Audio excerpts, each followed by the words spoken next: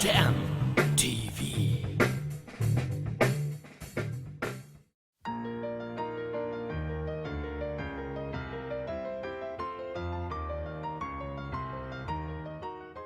Si chiama ID ed è il nuovo libro di Anna Gabriel, primogenita di Peter Gabriel, fotografa, regista e sceneggiatrice.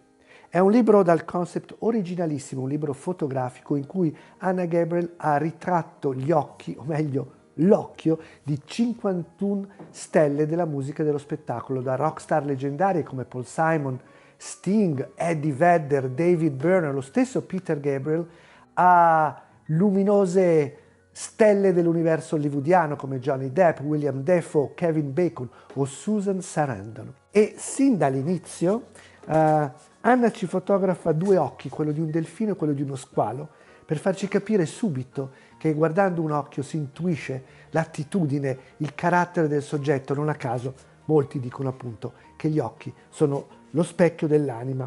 Come vedete ogni pagina ha una foto grande di un occhio, una parte di note scritte dalla stessa Anna, si vedono anche i backstage di questi vari set fotografici collezionati nel corso di anni, perché il tutto inizia, pensate un po', proprio come semplice inserto di un album di Peter Gabriel, che aveva fatto un album di cover, Scratch My Back, e poi aveva chiesto agli artisti di cui aveva fatto le cover di fare le cover dei suoi album. Si chiamava I'll Scratch Yours, sono dischi del 2009, 2010, 2011 e da questo concept appunto si è elaborata l'idea del libro. Ma il libro è stato presentato a Milano in un evento pubblico, devo dire riuscitissimo, coordinato da Carlo Massarini e da Marco Zatterin, organizzato da Rizzoli, in cui erano presenti sia Anna Gabriel che Peter Gabriel, e gli è stato subito chiesto ad Anna che cosa secondo lei rivelano gli occhi degli artisti.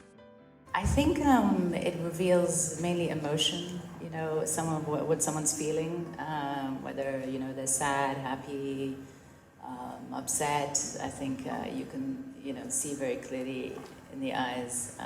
I think we've all learned in this last year with the masks that you have to read people just through their eyes, and you can still see if they're smiling, if they're not smiling, just with their eyes. Nel corso della serata è stato chiesto ad Anna che cosa lei vedeva negli occhi di suo padre. Sentite che cosa ha risposto. Well, I think he has very expressive eyes. I think he doesn't hide emotion very well. I think I could always tell with him what he was feeling through his eyes. Yes, there you go. But I think with a parent and child, it's a very bonding situation when you first look at I have children of my own, and when you first look into your baby's eyes and when they open their eyes for the first time, there's a strong connection, and I think it's one of the strongest connections you can have with another human being, looking in their eye, especially a parent and child.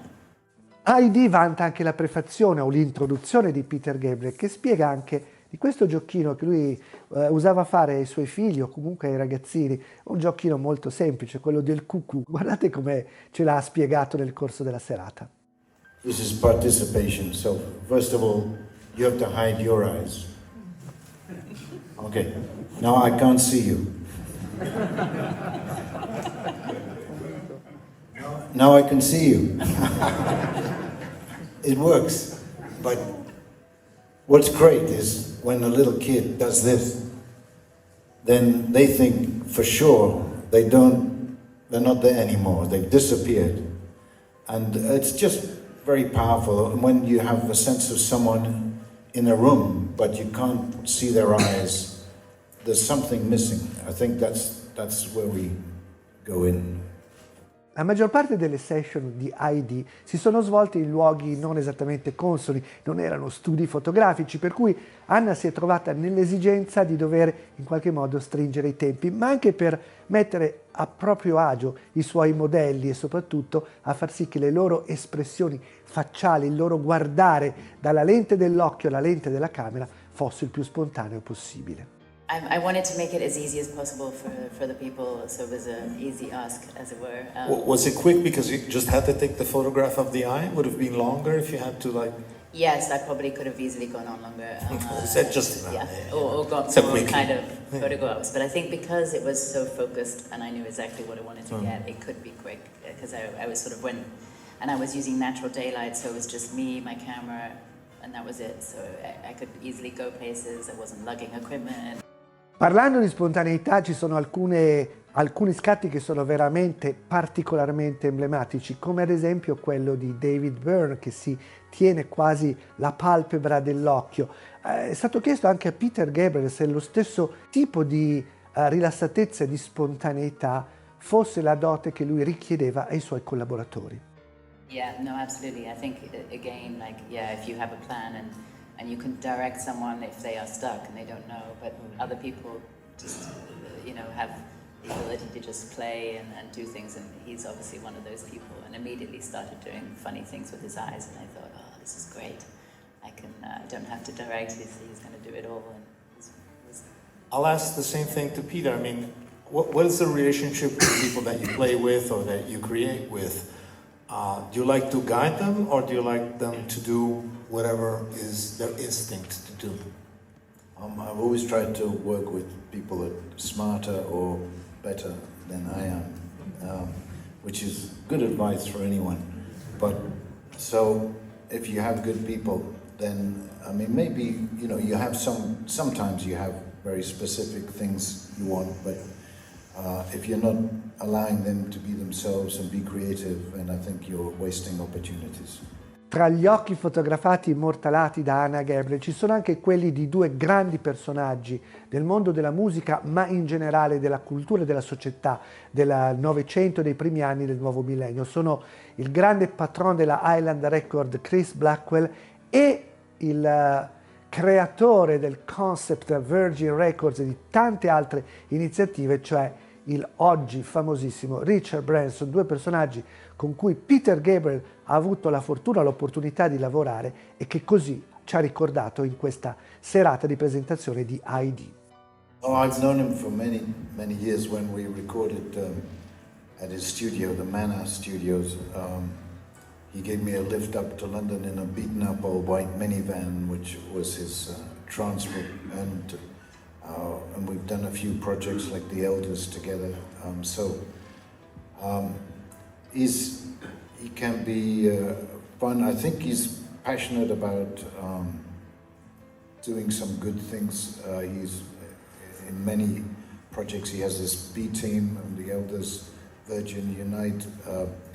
But he's also a rogue. He can be a prankster, and one time I think he only stayed in business because he wasn't paying us our royalties, because he was always gambling, with the next big project. Now I think he's been successful enough, but he's always been bold and unafraid to try things, which I admire a lot.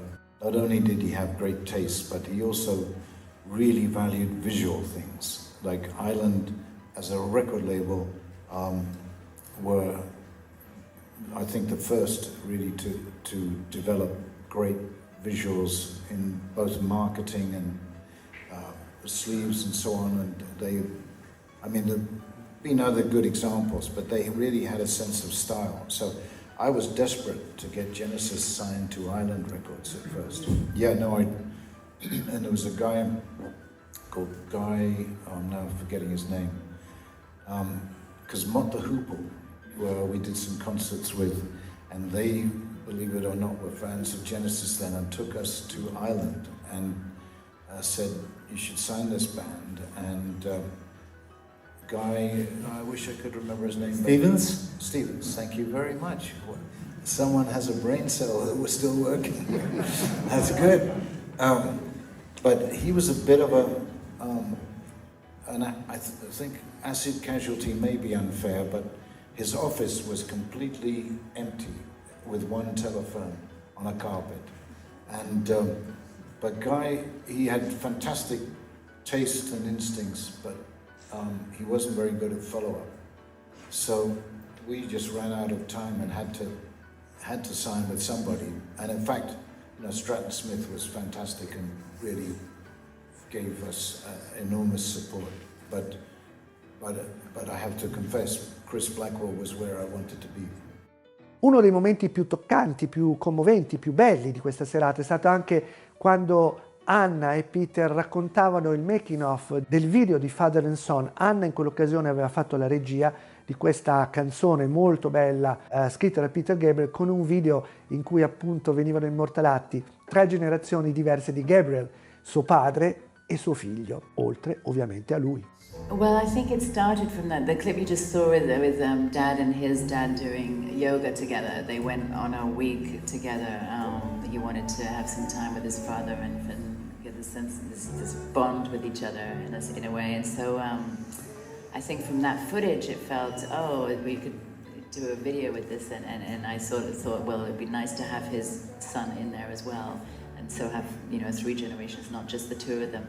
And and I wanted to then shoot on Super 8 to have that old footage family feel to it, and we ended up shooting at the studio one day, and also we did it a couple of days at his parents' house, and it was lovely. It was almost just making home movies, like hanging out with your family doing a home movie. So it was fun to do, and I think because it was me shooting and there wasn't a pressure to it, it came across very warm.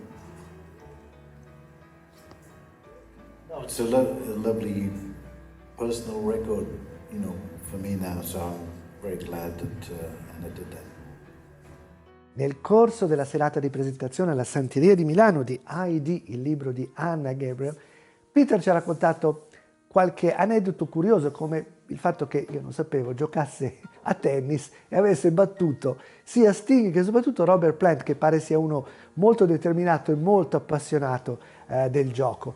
Ma ci ha anche svelato che è finalmente ritornato in studio a lavorare su brani originali, inediti. Pare che ne abbia più di una ventina e abbia chiamato collaboratori come il fidato e fedele batterista Manu Katché.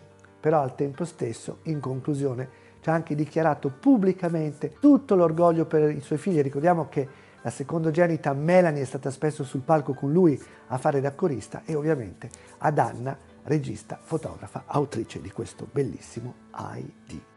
Very proud of all my kids, but when you get something like this, which is, I think, really good piece of work, and it's getting out to the world, and we thank Simone here, who's done a wonderful job.